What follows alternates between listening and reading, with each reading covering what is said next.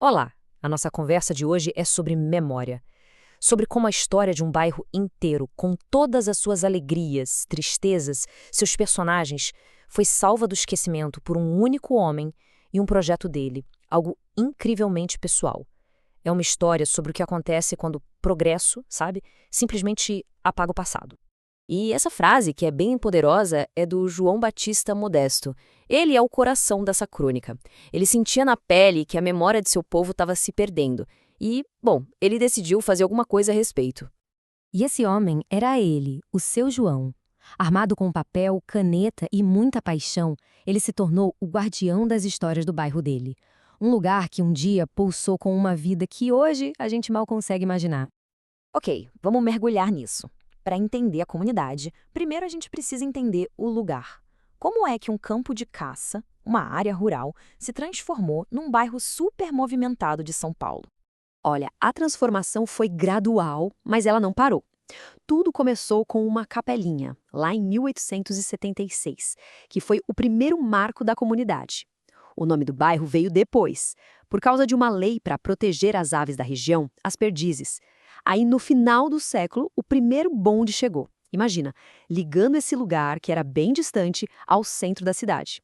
E, finalmente, em 1923, o asfalto chegou, marcando o início de uma nova era. E no coração dessa comunidade que estava nascendo, tinha um espaço que era sagrado, a várzea. E não era só um campo de futebol, não. Era o centro social. Era o palco onde as paixões, as amizades, as rivalidades do bairro, tudo se desenrolava, todo fim de semana.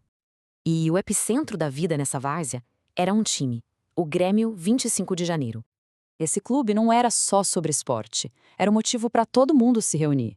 Os jogos acabavam e viravam festa na rua, com música, com cerveja, era o que unia todo mundo, desde os jogadores até as famílias que ficavam torcendo ali na beira do campo. E que time era aquele, hein? Tinha figuras que viraram lendas locais. Tinha o peão, que era a alma do time, organizava tudo com uma paixão que contagiava. Tinha o Nandinho, um garoto prodígio, de só 15 anos. Na defesa, o xerife era o seu Pessoa, um zagueiro que ninguém queria encarar. E claro, tinha o Amadeu, o mestre das histórias mais inacreditáveis. As histórias do Amadeu eram tão boas que viraram folclore. Essa dele bater o escanteio e ele mesmo correr para cabecear e marcar o gol era uma das favoritas. Isso mostra bem o tipo de personagem que formava a alma daquele time. E quem é que documentava tudo isso? Bom, aí a gente volta para o seu João e a sua obra-prima. A jornada do seu João como jornalista foi evoluindo com o tempo. Começou com o Guarani, feito a lápis em papel de pão, bem simples. Depois veio o Cruzeiro do Sul, um pouco mais sofisticado. Mas a grande obra da vida dele foi o Nosso Jornal, que ele produziu por quase 20 anos. Era uma verdadeira peça de arte, tudo feito à mão. E esse jornal era um espelho da vida do bairro. Ia muito, mas muito além do resultado do jogo. As páginas anunciavam a chegada de bebês, celebravam os casamentos e também se despediam de quem partia. Tinha até puxão de orelha bem-humorado para jogador indisciplinado. Era o diário oficial daquela comunidade. Registrava cada momento. E aqui vem o detalhe mais incrível. Cada edição era um exemplar único. Seu João não fazia cópias. Ele criava uma única obra, que era passada de mão em mão, lida e apreciada por todo mundo, como se fosse um tesouro compartilhado. Mas essa comunidade, com seu time, seu jornal único, bom, ela estava prestes a enfrentar uma força implacável, o desenvolvimento urbano. Com a precisão de um cronista de verdade, o seu João registrou o momento exato em que o fim começou. Às 13h38 da tarde de 9 de janeiro de 1968, a primeira estaca para a construção da Avenida Sumaré foi cravada bem no meio do campo de futebol. A mudança foi brutal. Onde antes tinha futebol, agora passavam carros. Onde tinha festa, agora tinha silêncio. Aquela comunidade tão unida foi dispersada, e as memórias que antes eram registradas à mão começaram a desaparecer. Essa citação de um morador resume tudo, né? O progresso foi bom para a cidade grande, mas para aquela pequena comunidade significou o fim.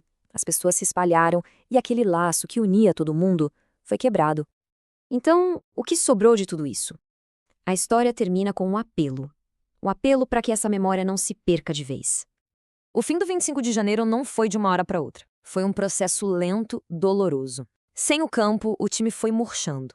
Os jogadores pararam de aparecer, o entusiasmo foi diminuindo, até que, como eles mesmos descreveram, a chama da vela se apagou. E com o fim do time, veio também o fim do jornal. O seu João, já mais velho, sentiu que não tinha mais a mesma energia. Ele dizia que a própria letra dele já não era mais a mesma, saía mais feia. O jornal, assim como a comunidade que ele narrava, virou saudade. Então, o ponto central é este. Hoje, o que restou de físico, de palpável, daquela comunidade vibrante, são as 376 edições do nosso jornal. Um arquivo frágil, artesanal, que guarda as histórias, os nomes e a alma de um mundo que não existe mais. Isso tudo nos leva a uma reflexão final. A história de Perdizes do seu João, claro que é única, mas a perda de memórias locais, isso acontece em todo lugar. Então, fica a pergunta: que crônicas, que personagens e que histórias dos lugares onde a gente vive estão se perdendo agora, sem um guardião para registrar? Valeu por acompanhar.